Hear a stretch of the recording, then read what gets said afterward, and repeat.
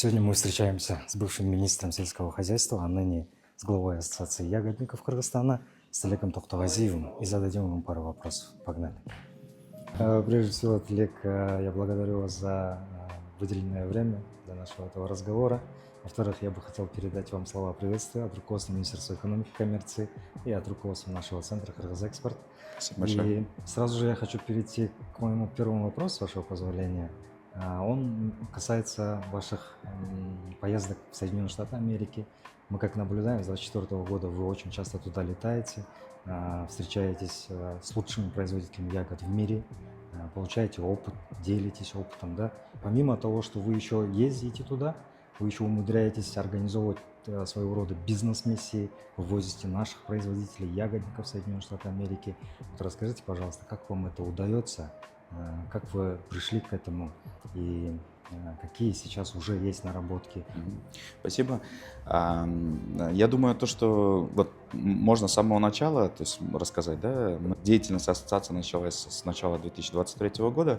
Сразу была как бы выстроена такая программа и видение развития ягодной отрасли до 2030 года.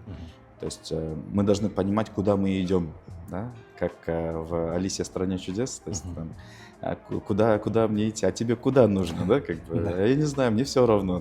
То же самое, как бы, здесь мы должны четко понимать, куда мы идем, да, и для нас должна быть некая большая цель, это вот $1 миллиард экспорта к 30 году, да. Но для того, чтобы этого достичь, есть всего два показателя. Это объемы производства и цена, по которой товар продается. Вот суммируя, мы получаем вот это $1 миллиард, да? Соответственно, мы понимаем то, что если у нас низкая урожайность, то себестоимость тоже высокая. Правильно? То есть если вы мало там с гектара собираете, то в пересчете всех расходов на килограмм полученной продукции у вас этот килограмм получится очень дорогим. Абсолютно. На тот момент, когда мы начинали, у нас средняя урожайность в Кыргызстане, например, клубники была 8 тонн с гектара. С гектара. И мы начали изучать мир. Где же эти чемпионы, где же лучшие игроки, да? Там. Например, в Италии средняя урожайность была в районе 38 тонн с гектара. А в Калифорнии мы узнали, что там у них средняя урожайность 70 тонн с гектара. То есть есть там чемпионы, которые 120-150 тонн с гектара получают, но средняя 70. Мы, конечно, сначала ездили по Европе, Польша, Италия, Германия, Испания, в Турцию посмотрели какие-то хозяйства. Но в 2025 году, уже 24-25 годы мы сфокусировались на США, на Калифорнии именно, потому что Калифорния на площади всего 17 тысяч гектаров. Это четверть площадей фасоли, выращиваемой в Таласской области, да? Собирают клубнику на $3 миллиарда ежегодно. Только клубника на $3 миллиарда. Да? Многие могут сказать, ну, наверное, это же Америка, там цены нереально высокие, то есть там, может быть, урожайность не такая большая, ну, то есть и урожай, и цена, возможно, там очень большая, да? Но нет. Удивительно то, что цены там от $1,5 до $6 в среднем получается за килограмм клубники. При том, что качество клубники шикарное. То есть они все крупные, вкусные, классные. Как бы, конечно, есть там сорта, которые не совсем вкусные, но в целом как бы, по стандартам, стандарт у них гораздо выше. И вот мы приняли решение, то, что нам необходимо все этот их опыт изучить. Для развития любой отрасли нужно всего, в принципе, 5 вещей, которые мы в своей программе заложили. Это технологии, это кадры, это финансы, это государственная правильная политика вот в этом отношении и поддержка экспорта. Да? Вот эти 5 направлений, они заложены. И первым главным из них является трансфер технологий.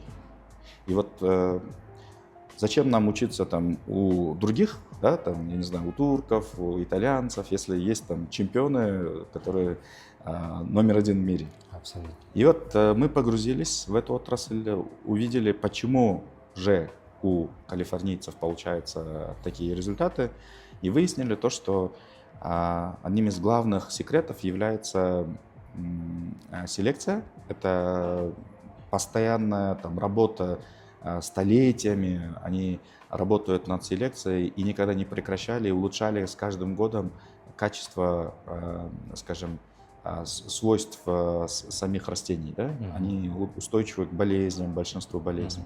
При этом, сразу предвкушая вопросы от там, зрителей, да, скажу то, что в клубничной отрасли нет ГМО. Да? То есть это чистая селекция. Селекция это когда там разные растения, да, там, скрещивают между собой и получают как бы, свойства, которые нужны. ГМО это когда к гену растения добавляют гены животного и получается ГМО. Да? А это чистая селекция. И это первый секрет. Второй секрет это качество питомников. У них питомники очень чистые. Калифорния единственный регион в мире, где допускается использование металлбромида для фумигации почвы. То есть они обеззараживают, и металлбромид дает стопроцентную, скажем, некую стерильность от болезней, от вредителей, от сорняков и так далее. Она 100% очищает. При этом это делают только специализированные компании, делают фумигацию. То есть сам фермер это не делает. Да? Дальше это уже множество мелких разных секретов, типа высота грядки, технология выращивания, технология полива, какие удобрения дают, когда дают и так далее. Но там, скажем, сотни разных мелких деталей, на которые наши фермеры, к сожалению, не обращают внимания, но там это все выстроено. Мы должны понимать то, что ягодной отрасли там, в Калифорнии больше 100 лет. Да? И они нам показывали фотографии там, 30-х годов, и мы понимаем то, что у нас есть сейчас, это вот где-то уровень 30-х годов 20 века. Да? То есть почти на 100 лет мы отстаем. Единственное, что нам необходимо сделать, это ускориться в трансфере этих технологий, привести оттуда вот эти, скажем, саженцы лучшие, технологии, практики, привести оттуда специалистов. И мы это делали. В обе стороны у нас был трансфер. Как бы. Наши экспортеры, фермеры ездили в Калифорнию, чтобы собственными глазами увидеть. Как говорится, лучше один раз увидеть, чем 1000 раз услышать. Да? И мы оттуда привозили практиков фермеров, именно самих фермеров. Например, Глен Имота, у него 250 гектаров клубники, оборот $70 миллионов. И это такой фермер приехал и обучал наших фермеров, как нужно выращивать. Да? Я думаю, то, что мы дальше будем продолжать с ним работать, как бы, и он нам будет помогать в развитии агропарков по всей стране. Насколько нам еще известно, вы привезли оттуда саженцы, да? Вот можно буквально пару слов о приживаемости этих саженцев, потому что климат Калифорнии, климат Кыргызстана, он много различается все-таки. И, насколько мне известно, агропарк, он у нас открыт сейчас в Исыкульской области, да? Это считается высокогорье? Да, Исыкульская, Чуйской области тоже есть у нас, да. Саженцы мы привезли из 2 питомников, Lassen Canyon и Cedar Point. С Lassen Canyon у нас получилось все отлично, замечательно. Cedar Point мы были вынуждены работать с Cedar Point. Почему? Потому что у Lassen Canyon не осталось в наличии свободных растений, и мы там забили только пол-контейнера. Мы думали, что лучше нам забить весь контейнер. И, к сожалению, это был тоже наш опыт, в том числе негативный опыт с Cedar Point, питомником. У Lassen Canyon там приживаемость была на уровне 99%, то есть там очень высокая, да? А у Cedar Point были эти, видите, даже как бы в развитом регионе с развитой индустрией там тоже могут быть нюансы, поэтому на это надо внимание обращать. Вот. Но то, что было высажено на Исыкуле в июне, мае-июне, это, конечно, произвело неизгладимое впечатление, потому что я задавался вопросом, это точно в Кыргызстане, да? Потому что то, что мы видели по урожайности, это было похоже на то, что я видел в Калифорнии. То есть я не видел ни одного поля в Кыргызстане с такой массовой урожайностью.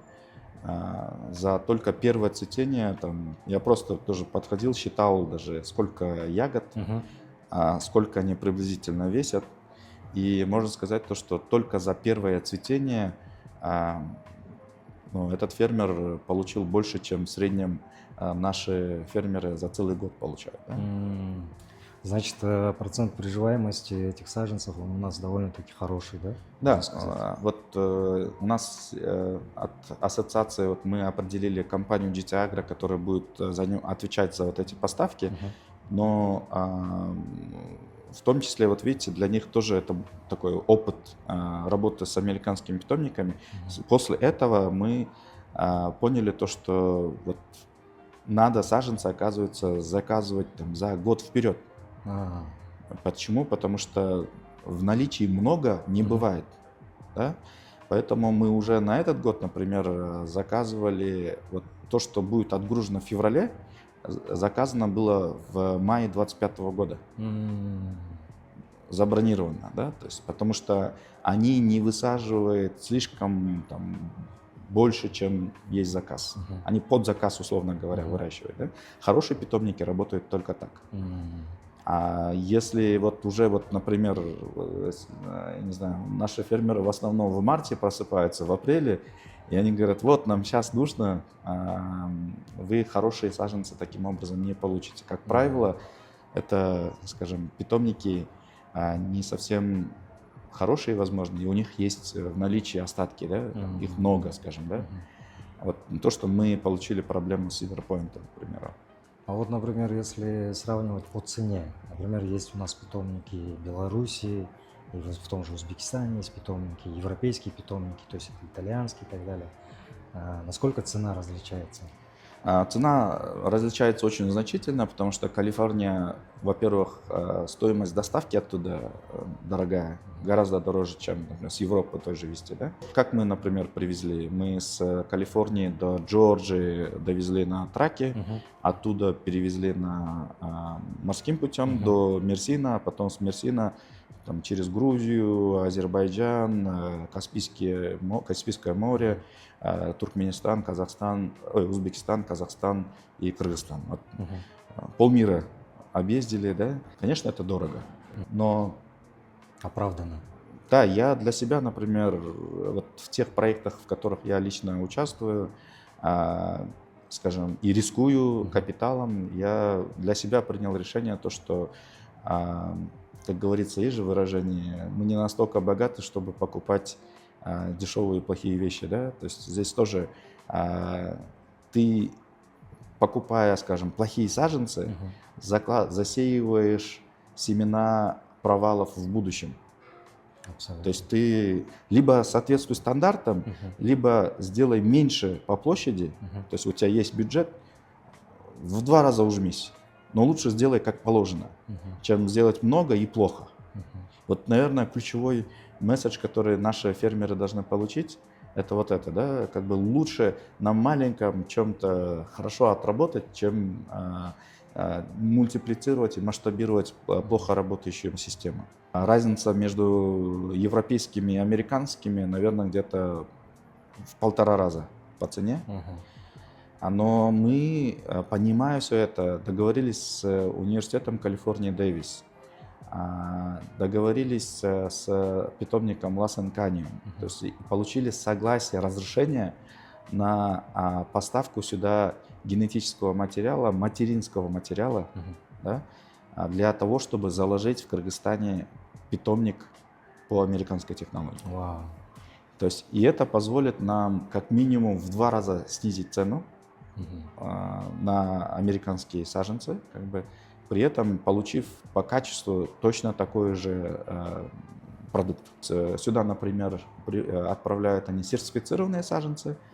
Есть такое понятие registered, как бы зарегистрированные саженцы. Мгм. Это как бы родители сертифицированных, Ага. да? И когда ты, например, сюда привозишь зарегистрированные саженцы и потом в питомнике размножаешь, ты уже на выходе получаешь такие же сертифицированные саженцы, которые они продают на весь мир. То Мгм. есть это как бы на одно поколение старше, лучше по качеству, с большим потенциалом Мгм. растения они нам готовы поставлять. И Кыргызстан — это единственная страна в СНГ, имеющая такое разрешение. Классно. А есть ли такая вероятность, что наши ягоды вот, из калифорнийских саженцев, выращенные здесь у нас в стране, будут гораздо вкуснее? Вот вы можете сравнить по по вкусу, по виду? Насколько это сильно отличается или нет никаких отличий? Наш климат, он отличается. У нас он резко континентальный. В Калифорнии он более мягкий климат. Но в отличие от, например, тех же европейских сортов, в Европе более влажный климат, чем в Калифорнии. Калифорния, она сухая. Там мало осадков. В год, может быть, 2-3 раза только осадки могут быть там, да? То есть достаточно прохладно.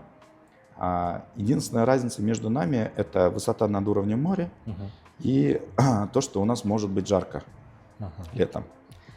А в Калифорнии не бывает жарко, слишком жарко, да? И не бывает слишком холодно. Бывает холодно, но не слишком. То есть у них более мягкий климат такой. Поэтому, но по влажности воздуха у нас одинаково. У нас тоже сухо, у них тоже сухо. Поэтому мы заметили то, что когда растения растут там, где есть перепады между дневными и ночными температурами, появляется более насыщенный вкус.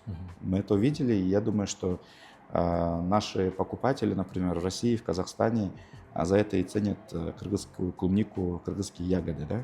Поэтому выстраиваются там очереди на базарах. Классно. За нашими ягодами. Да, это лично я считаю, что это заслуживает самой большой оценки. Вы вначале сказали про агропарк. Я бы хотел остановиться более подробно на этом агропарке. Почему? Потому что, на мой взгляд, этот агропарк является неким ориентиром, некой планкой для наших производителей, для наших фермеров. И могут ли наши производители-фермеры посещать ваш агропарк, получать там опыт практический, какие-то знания? То есть есть ли у них такая возможность? На самом деле, как бы концепция агропарка как раз-таки из этого и выходила. То есть агропарк — это должна быть модель развития сельского хозяйства в целом. В принципе, мы сейчас как пилот показываем на ягодах, а затем, я думаю, то, что надо это масштабировать и в других отраслях, да, особенно где есть высокая интенсивность использования ручного труда. Во всем мире происходит вот эта научно-техническая революция, очень много работы идет по механизации, роботизации, да, и так далее. Некоторые там другие ягоды, там смородину, сейчас уже там собирают комбайном, да. Малину тоже есть определенные сорта, которые собирают комбайном, голубику собирают комбайном. Но клубнику вот во всех местах, где я видел, они только собирают вручную. Это и наша есть защита нашего рынка. Почему? Потому что в Америке, например, в среднем за час работы вместе с бонусами там, мексиканцы получают от 30 до 40 долларов в час. Представляете, да, какие деньги? Тут за один день даже, возможно, меньше получают деньги наши рабочие, да? Соответственно, себестоимость производства в Америке, она очень высокая.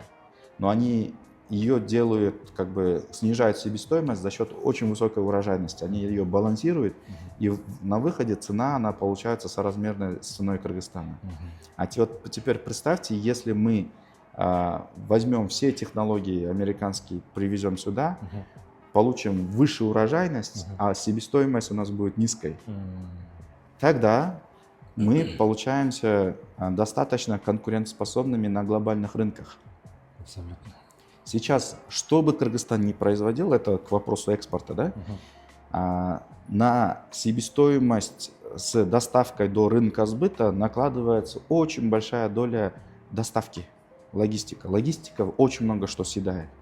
И это нам закрывает многие рынки.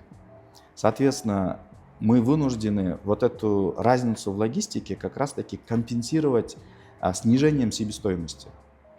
А это возможно только там, где есть вот эти развитые технологии, за счет более интенсивных технологий увеличения урожайности. И агропарки — это вот как раз-таки модель, где мы консолидируем фермеров, инвесторов и землевладельцев. То есть у нас есть очень много проблем в сельском хозяйстве. У нас там поля по гектару, по 2-5 гектаров. Это мелкие хозяйства. Представляете, если каждый фермер будет себе там делать бассейны, будет бурить там скважины, проводить электроэнергию, каждому фермеру это обойдется очень дорого. Если фермеры консолидируются и там землевладельцы консолидируются, и появляется одно поле минимум площадью 50 гектаров, то там появляется инвестиционная привлекательность. Абсолютно. И тогда мы можем привлекать местных инвесторов. Сейчас во многих других отраслях тоже вот, мне постоянно звонят там люди из швейной отрасли, люди из строительной отрасли, из IT-сектора, там, я не знаю, из разных секторов. Они говорят, мы хотим диверсифицировать наш бизнес, мы ищем разные другие варианты. Мы видим, что ты там что-то делаешь такое там интересное, расскажи, покажи, да, там. И я понимаю, что вот для таких людей, в принципе, как бы есть ресурсы, есть капитал, которые люди хотят куда-то разместить, да. И вот мы как раз-таки должны просто дать эту модель. Моя задача как бы создать, скажем, агропарки, показать эффективное управление внутри. Там должен быть, например, централизованный один агроном, который там, высшего уровня. Да? Скорее всего, нас будут сопровождать это американские опытные фермеры. То есть я как бы сейчас работаю над тем, чтобы они системно могли сюда прилетать, вот в ключевых этапах производства участвовать. Прям как в Америке они делают, то же самое, чтобы они здесь сделали. Да? И дальше вот всю эту работу выстраивать. Пока на первом этапе агропарк более корпоративного стиля управления. То есть это пока так. Вот там есть условно один землевладелец крупный, есть там один инвестор крупный, и есть управляющая компания, которую вот я обеспечиваю, да, управляющую компанию. Мы это делаем для того, чтобы отработать механизмы управления. Потом, когда уже там у нас будут хорошая работающая модель именно в Кыргызстане, потом, я думаю, постепенно мы начнем это делать, как она задумана изначально. То есть это будет множество землевладельцев, это будет множество инвесторов, и это будет модель, когда каждый, в принципе, гражданин со временем сможет в этом участвовать. Например, в Германии есть там, по-моему, паевые инвестиционные фонды называются, там, закрытые паевые инвестиционные фонды. И есть у немцев, например, всегда возможность там, инвестировать, там, 2000 евро собрали, они там инвестировали. В Кыргызстане, к сожалению, таких инвестиционных инструментов очень мало. Да? То есть это что, как правило, там, они либо в депозит, либо там куда-то в другие эти, да, вкладывают, либо вкладываются в проекты с высокими рисками и могут прогореть. Да? Поэтому хочется сначала осторожно как бы отработать эту модель с более там институциональными крупными инвесторами и крупными землевладельцами. Как только вот все этапы, все будет расписано, уже там задокументировано, будут инструкции, будут вот все мелкие детали, мы на практике это все отработаем, тогда, я думаю, это станет уже целой моделью, которую можно будет распространять по стране. На сегодняшний день мы знаем, что такой агропарк существует у нас в Иссык-Кульской области, здесь, в Чуйской области. Планируются ли подобные агропарки открытия во всех наших областях? Конечно, да? Конечно, да. Я думаю, что агропарки станут одной из моделей, которая должна обеспечить вот этот экспорт в $1 миллиард. Почему? Потому что, к сожалению, то, что мы имеем сейчас, вот статус-кво сейчас, да? Десятки тысяч фермеров, у каждого фермера свой подход, правильно? Мы не можем каждого фермера там смотреть и контролировать, как они там выращивают, что они дают, какие удобрения дают, какие пестициды используются и так далее, да, как они поливают, какие саженцы, может быть, они сами там мультиплицируют, может, с болезнями, да, там. Очень много нюансов. Потом дальше, даже на моменте сборки, как это все собирается. Вот, берут ведра, собирают туда клубнику, потом это все перекладывают, привозят там на приемный пункт, и в приемном пункте в деревянные ящики с бумажкой А4 туда пересыпают эту клубнику. Когда мы говорим про серьезный экспорт на глобальные рынки, эта модель там не пройдет. Не работает, да? Мы там, например, с Дубая получили запрос на там, 5 тонн пробной партии клубники, пробные. Несмотря на то, что у нас там более 20 тысяч тонн, да, производится, мы даже 5 тонн не смогли собрать по их стандартам. То есть там определенный калибр, да? Там же много, это же вот и требования, да, все должны быть соблюдаться. То есть вот элементарно, вот в Америке, когда я побывал у фермера компании Driscoll, я зашел, говорю, можно я тоже поработаю? Вот. Там мексиканцы работают, я вместе к ним зашел. То есть вы уже полностью вовлеклись, да, в эту Да, практику? то есть мне просто, понимаете, когда ты просто смотришь, это одно, а когда ты участвуешь в этом, у тебя уже мышечная память получается, да? Я думаю, ну, я там собрал 2 коробки, условно, да, как бы они одну коробку мне подарили потом. Вот. Но что было, как бы они дают сразу перчатки вот эти, как хирургические перчатки. У нас, например, голыми руками собирают.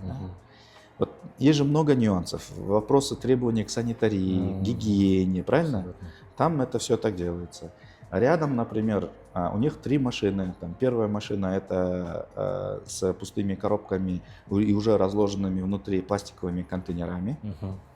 А вторая машина это туалеты и рукомойки и пластиковые стулья. Да?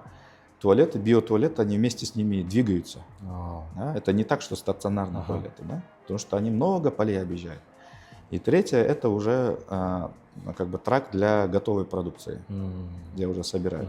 Там стоит человек с проверкой, он требует, это делает контроль качества, да? И он так вот пластиковый контейнер с 2 сторон смотрит, если у сборщика есть проблема, он говорит, все, не принимаю, как бы иди пересобирай. А почему они все это делают на поле? Потому что когда этот трак с готовой продукцией приезжает в холодильник в Driscoll, там из одной палеты выборочно 4 контейнера выбирают. Если там будут дефекты, плесень, там еще что-то, да, то всю палету возвращают фермеру. Рабочему тоже невыгодно халтурить, потому что он потом потратит больше времени и он заработает меньше денег. Потому что у него помимо зарплаты в час, у него есть бонусы за каждую коробку. И я понимаю, что нам, вот в том числе, этот менеджмент, управление, стандарты, все это нужно просто копировать и здесь сюда реализовывать. То, что они добивались столетиями, у нас есть шанс там за несколько лет пройти.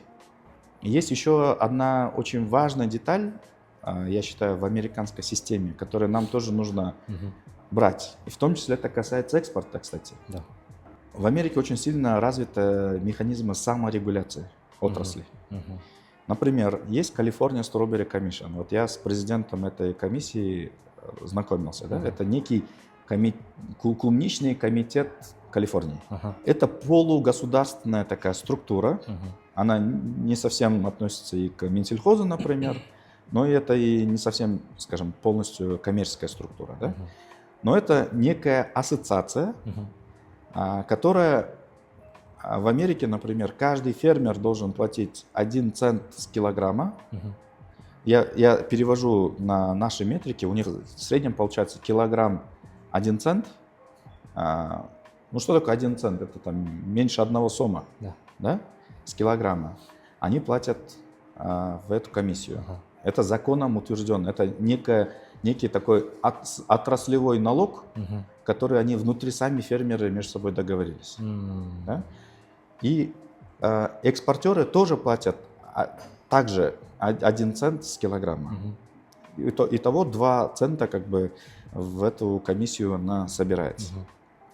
Потом генерируется, вот представляете, в год они экспортируют на $3 миллиарда продукцию.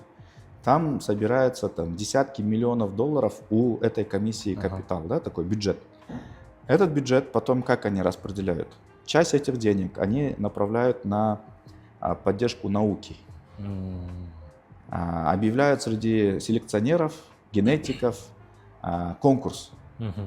Вот, говорят, наши фермеры жалуются на вот эту болезнь, на вот этого вредителя. Ищите научным способом решения этого вопроса. Выделяются гранты в миллионы долларов, ученые собираются в команды, работают над этим там, несколько лет, дают какое-то решение, получают грант, получают деньги. И это реально работающая классная модель. Часть денег направляется на поддержку экспорта, маркетинга, да, то есть продвижение там, американской клубники по всему миру. Так они там появляются уже на полках в Дубае, например, да, в Европе. То есть вы увидите там California Strawberries, да, там, марки какие-то, да. И вот это все, я считаю, то, что обеспечивает именно устойчивое развитие. Это то, что мы тоже потихонечку должны внедрять, да, для того, чтобы усилить ту работу, которую вы сейчас делаете в Кыргызэкспорте. Да? Потому что, ну, к сожалению, я думаю, что бюджета, может быть, государства не будет хватать на то, чтобы там, вот, всесильно вот это все поддерживать. Но сами фермеры, само бизнес-сообщество тоже должно объединиться этому, да? И сами должны уже договориться внутри. Но это очень сложно. Поэтому я думаю, что хотя бы там, сеть агропарков, которая будет, мы добровольно это решение примем.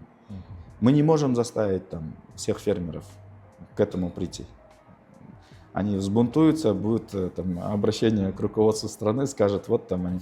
Ну, потому что у каждого со своего этого, да, ну, как бы, со своей точки зрения смотрят, и они будут говорить, вот там они устроили себе кормушку, еще что-то, да.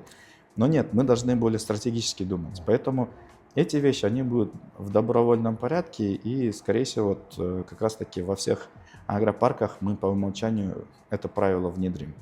Например, мы вырастили эту ягоду. Теперь по всем законам рынка нам надо этот продукт реализовать. Да? И вот вы уже упомянули и Дубай, да? Вот. Какие рынки сейчас? Куда вот более перспективно? Куда нам направляться? Опять-таки, то, что мы имеем сейчас, это Сибирская, Уральская зона Российской Федерации, Казахстан. Мы еще не охватили европейскую часть России, как бы Москву, Питер. Мы еще туда серьезно не заходили, но нам нужно это делать. Да? Это, скажем, низковисящие фрукты, да? То, что нам легче сейчас реализовать, потому что мы в едином Евразийском союзе, и нам надо это реализовывать. Нам нужно... Сейчас практически весь объем уходит на рынки. Это вот, скажем, деревянные ящики по 2 килограмма. Нам нужно потихонечку открывать для себя рынок вот этих полукилограммовые, 250-граммовые пластиковые контейнеры и обеспечивать торговые сети. Это, ну, вроде бы даже в России, но это уже совершенно другой рынок, да, будет. Поэтому, в принципе, в ближайшие годы, наверное, нам бы обеспечить вот рост в этом направлении. А потом, как только мы уже выйдем на стандарты соответствующие торговых сетей, то это нам откроет стандарты, то есть те же стандарты будут и в Дубае, например, Ближнего Востока, Юго-Восточной Азии, Восточной Азии. Как бы мы должны смотреть и иметь собственную структуру по развитию экспорта, то есть делать анализ рынка по всему миру, да, где какие есть ниши, сезонности, потому что бывает, например, Китай самый крупный производитель клубники в мире, 4 миллиона тонн производит, да, но у самих есть дефицит именно летом.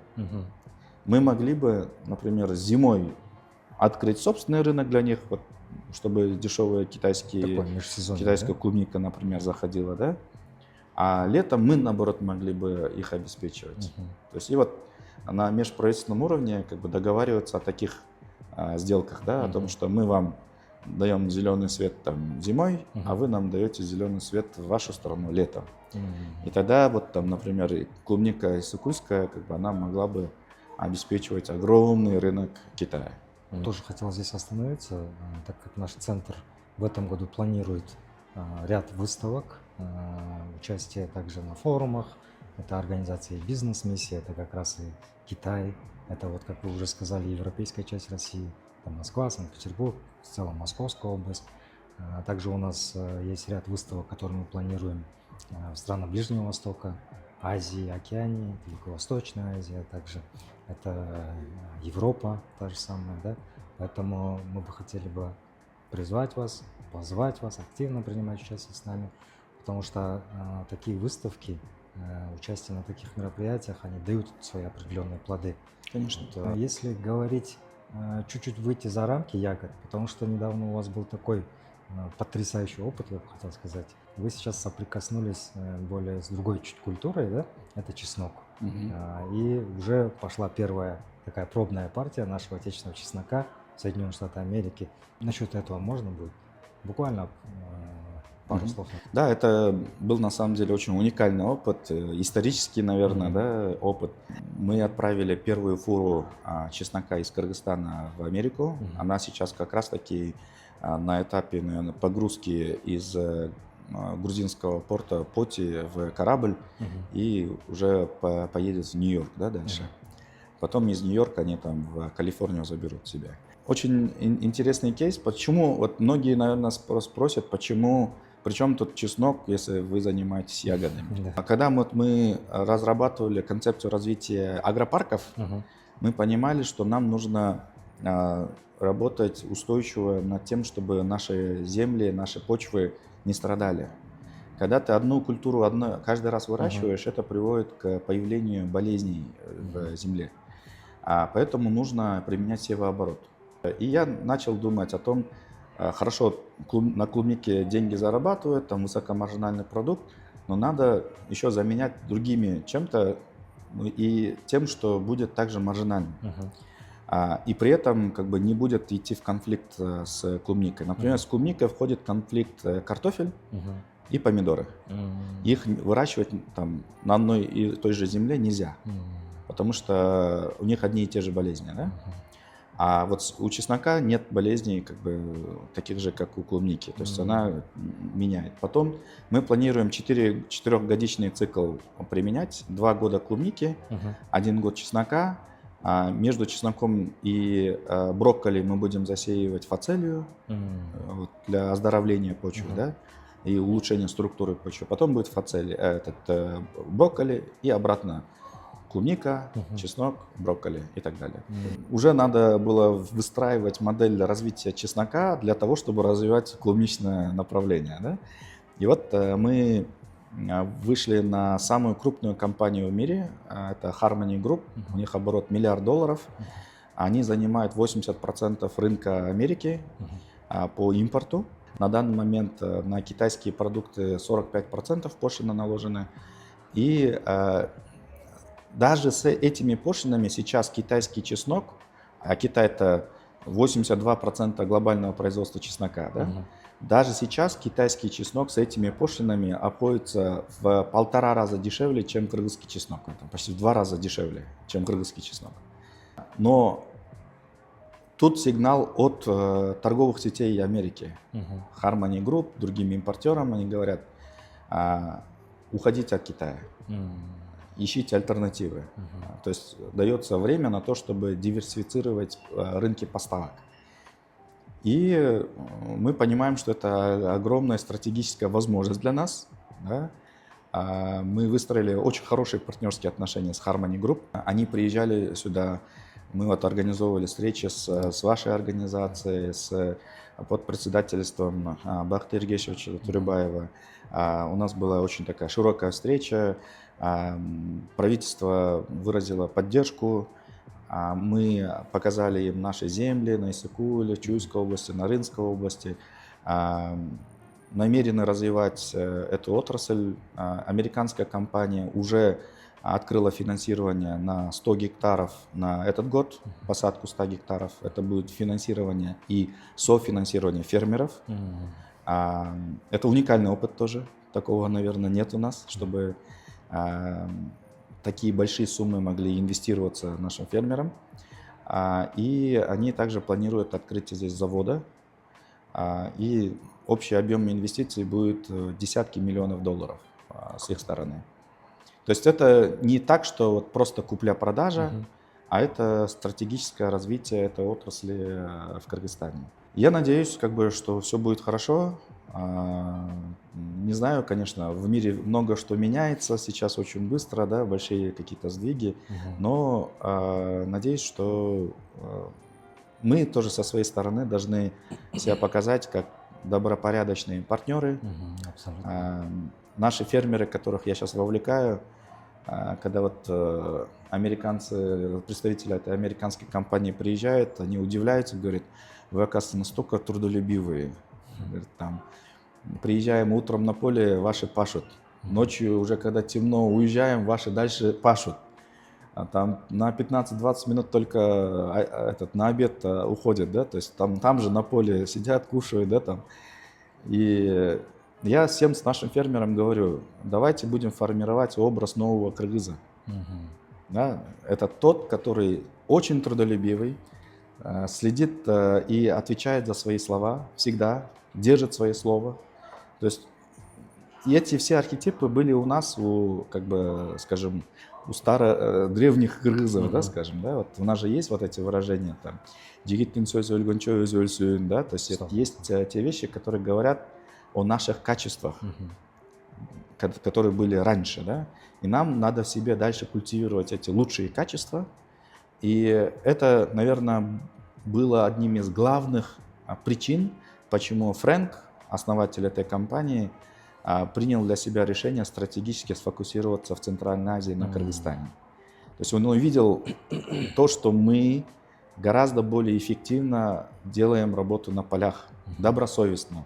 Я ему также сказал, говорю, мы будем выстраивать всю работу максимально прозрачно. Каждый цент, каждый тыин, это все будет вот как есть, вот так же мы будем все вам показывать, чтобы это было долгосрочной работой. У нас не было, я нашим фермерам тоже объяснил, возможно, вы там сейчас будете дешевле там где-то продавать, но вы должны понимать, что это стратегически перспектива очень большая. Мы сейчас должны хотя бы зайти и в течение нескольких лет закрепиться на американском рынке. Потом вопрос пойдет о повышении цен. Когда американцам будут выделять, например, китайский чеснок и кыргызский чеснок, и они готовы будут за кыргызский чеснок платить 2-3 раза дороже, тогда мы будем иметь моральное право требовать повышения цен. Абсолютно. А когда мы выходим на глобальные рынки, мы не должны думать, что вот мы такие крутые, наша продукция самая лучшая и так далее.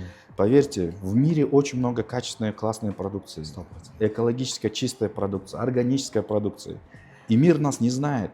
Поэтому нам надо сначала, когда мы заходим, надо будет вот это вот как продвижение, знаете, там, бесплатно даже дать, попробовать, да, вот попробуйте, там, надо продавать.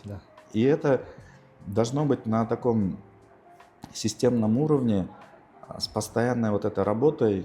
Но сейчас, благо, вот эти международные события нам помогли. Если бы не Трамп, мне кажется, как бы такой кейс бы у нас не сработал бы. Они работали бы дальше с китайским чесноком. Работа с каждым фермером. Потом работа фермера, каждого фермера по отдельности над собой, самим собой, над менеджментом, над управлением. Это все как раз-таки ведет к вашей мечте. Это $1 миллиард объем экспорта к 2030 году. Как мы можем к этому прийти? И при этом можете ли вы сказать здесь роль бизнеса и роль государства? Какое должно быть взаимодействие? Какой должен быть диалог? Я использую средовой подход в управлении. То есть моя задача создавать среду, создавать лучшие условия для всех участников рынка. Для фермеров, для инвесторов, для банков, для землевладельцев, для даже на местах чиновников. Да? Я видел, извините, я видел на одном подкасте, как вы назвали себя переводчиком. Да. Это с разных языков. С разных языков, да. Вроде бы, да, между двумя кыргызами или разными структурами на кыргызском, на русском, я не знаю, неважно, они между собой общаются, но они друг друга не понимают. Абсолютно. Это разные профессиональные языки, и важно просто стать неким модератором внутри. Я это вот как раз-таки этим сейчас занимаюсь, пытаюсь как бы сделать так, чтобы из того, когда каждый перетягивает из рака, лебеди и щуки, превратить в модель, когда это будет win-win, да? Когда все синхронно работают, друг другу помогают, Потому что это наше общее государство, наши Абсолютно. общие цели, Абсолютно. и часто просто мы не умеем между собой договариваться. И вот просто надо понимать, не жадничать, да, смотреть в будущее, понимать, что когда мы так выйдем на глобальные рынки, маленькая часть от глобального пирога – это в абсолютных цифрах гораздо больше, чем большая часть от крошечного пирога. Да? 100%. И для этого нужно здесь вот каждому нам вот здесь что-то менять. Государству, наверное, хотелось бы тоже, чтобы государство нам давало четкие месседжи, давало уверенность в устойчивости, чтобы законы не менялись там каждый раз, да, скажем, ну, каждый инвестор хочет порядка и соблюдения, скажем, правил игры, которые государство дает, да, вот месседжи. Я вижу то, что, например, есть вопросы там земельные, есть вопросы права собственности, когда там с 90-х годов есть какие-то вопросы к правам собственности. И потом там человек, который сейчас покупает, потом, не зная историю архивную, да, а потом к нему могут быть вопросы. И это чуть-чуть отпугивает наших инвесторов. Каждый раз, когда мы, например, смотрим земли, мы такие, если она срочно продается и со скидкой, мы такие, возможно, как бы сейчас мы купим, да, а потом там отберут. Вот такие вопросы нужно, чтобы, наверное, государство как-то системно решило и дало какую-то инструкцию бизнесу. Сказала, что вот не бойтесь, не заберут. Да, или там какой-то реестр этих недвижимости, где никаких проблем не будет там, и так далее. Но в целом как бы, я позитивно как бы, оцениваю, да, все, что сейчас делается в целом. Но вот помимо вот этого вопросов прав собственности, да, вот эту часть, мне кажется, над этим надо поработать. И все, и дальше это большая задача внутренней домашней работы каждого из нас. Сами над собой мы должны работать. Бизнесмены, фермеры, экспортеры, банкиры, там, не знаю, инвесторы, все мы должны между собой договариваться. И вот, наверное, вот сегодняшняя встреча как раз-таки, она в том числе будет над этим. И просто очень много, на самом деле, вопросов, желающих проконсультироваться. Я, чтобы сэкономить свое время, их всех собрал, говорю, давайте все решим на месте. Вот еще раз я благодарю вас за вот эту нашу содержательную беседу, потому что я думаю, те люди, которые увидят этот наш с вами разговор, они возьмут отсюда что-то полезное для себя. И вот, как вы знаете, в 2024 году Кабинетом министров была принята программа развития экспорта, которая включает ряд мер поддержки экспортеров. Это и международные выставки, это и организация форумов, B2B встреч, это и организация бизнес-миссий, а также это субсидирование, это логистических расходов, субсидирование процентных ставок, это покупка техники в лизинг. Насколько эффективна эта программа и насколько эта программа она повлияет на наших экспортеров, на наших производителей? Я думаю, что эта программа замечательная. Она, в принципе, охватывает все, что может делать там, Кыргызэкспорт, да? И все эти меры поддержки, они будут эффективны, они будут полезны для нас. Но, опять-таки, я больше думаю, что задача каждой отрасли работать теперь над собой. Абсолютно. Улучшать свои стандарты, потому что экспортировать, продавать – это только последний этап. Но нам нужно соответствовать международным стандартам, нам нужно повышать нашу эффективность, снижать себестоимость. Очень много нужно работы над собой сделать для того, чтобы потом конкурировать на глобальном рынке. Вы уже там, скажем, тот инструмент, который помогает на последнем этапе. И то, что там, я думаю, что все, что с вашей стороны сейчас в программе заложено, этого достаточно. Но вы не можете как бы толкать нас, имеется в виду, да, это каждый должен над собой поработать. Абсолютно. И тогда, вот, когда мы над собой хорошенько поработаем, плюс ваши инструменты поддержки, я думаю, тогда это даст очень большой толчок в росте нашего экспорта. И вот как раз-таки в этой программе, в рамках этой программы был создан такой орган при Кабмине, экспортный совет называется. Вы как раз являетесь членом этого совета. Вот если вот заглянуть чуть-чуть вперед в будущее, вот я бы хотел узнать, какую инициативу, либо какое предложение вы бы озвучили в первую очередь на заседаниях этого экспортного совета. Изучить международный опыт, особенно американский опыт. Мгм. То есть там есть прям советы тоже, экспортные советы Мгм. каждой отрасли. Мгм. Вот у меня недавно был созвон с Minnesota Soybean Association, Мгм. ассоциация сои, да, Миннесота, крупнейший. И у них есть внутри как бы отдельный совет по развитию экспорта, Мгм. внутри ассоциации, да. Мгм. И у них есть очень большой бюджет собственный, Мгм. который внутри отрасли он генерируется, и эти деньги направляются исключительно на усиление экспортных рынков. И они даже экспортируют вплоть до Казахстана. Представляете, с Америки С сою Америки. экспортируют в Казахстан. Вот это есть готовые модели, надо этот опыт изучить и создавать, наверное, больше инициатив отраслевых, Мгм. чтобы саморегулирующих, поддерживающих, самостимулирующих, да, вещей. И надо подумать, как эти инструменты внедрять. Может быть, в законодательстве нужно делать изменения. Вот, я думаю, вместе как раз-таки на этом совете можем мозговой штурм над этим сделать. Классно. Тогда позвольте, мы завершим наше интервью. Да, Да? спасибо. Я благодарен еще раз за выделенное время для нас. Я уверен, мы еще в течение этого года очень много раз будем встречаться, будем организовывать какие-то совместные мероприятия, может быть, обучение, может быть, выезды в этот агропарк. Потому что мне самому тоже очень интересно, и для сотрудников нашего центра очень интересно было посмотреть этот агропарк, как говорится, пощупать его, потрогать, как он выглядит. Ну и сегодняшней